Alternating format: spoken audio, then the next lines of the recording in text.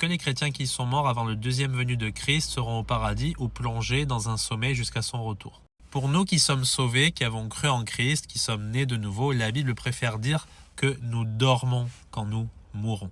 Pourquoi cela? Eh bien en fait, c'est une très jolie image qui veut signifier que c'est simplement notre corps qui se repose. Notre corps, eh bien, il attend la résurrection des justes au retour de Jésus-Christ. Il sera instantanément transformé en un corps glorifié. Mais on n'est pas qu'un corps, on n'est pas que de la matière. Évidemment que nous avons une âme. Et quand on a cru en Christ, on est passé de la mort à la vie éternelle. Notre âme, elle est éternellement vivante. C'est pour ça que quand nous mourons, eh bien, notre âme, elle est séparée du corps. C'est ça le fait de mourir, c'est simplement la séparation de l'âme et du corps. Et nous allons rejoindre directement notre Créateur. C'est ce qui s'est passé par exemple pour Abraham, Isaac et Jacob sous l'ancienne alliance. Dieu, il n'est pas le Dieu des morts, mais des vivants, en parlant des patriarches. Et c'est la même chose jusqu'à aujourd'hui et jusqu'à la fin des temps. C'est pour ça que l'apôtre Paul, il dit que nous aimons mieux être séparés du corps et être présents avec le Seigneur. Donc qu'est-ce qui se passe instantanément quand tu es séparé du corps?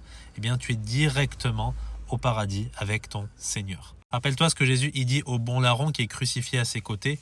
Aujourd'hui, tu seras avec moi au paradis. Donc dès qu'on meurt, on va directement en présence du Seigneur et on est conscient de ce qui se passe. Une preuve que tu es pleinement conscient après la mort une fois au paradis, c'est l'histoire de Lazare et de l'homme riche. Tu as Lazare qui va rejoindre Abraham au paradis et qui repose sur lui, tandis que Abraham, il a une conversation avec l'homme riche qui est en enfer. Ensuite, un deuxième exemple très intéressant, c'est ce qui se passe en Apocalypse. Tu as les martyrs qui sont morts pour le témoignage de Jésus-Christ, ceux qui sortent de grandes tribulations, eh bien, qui vont demander à Dieu à ce que leur soit fait vengeance. Et ça se passe au paradis. Donc c'est les âmes de ces martyrs qui s'adressent à Dieu.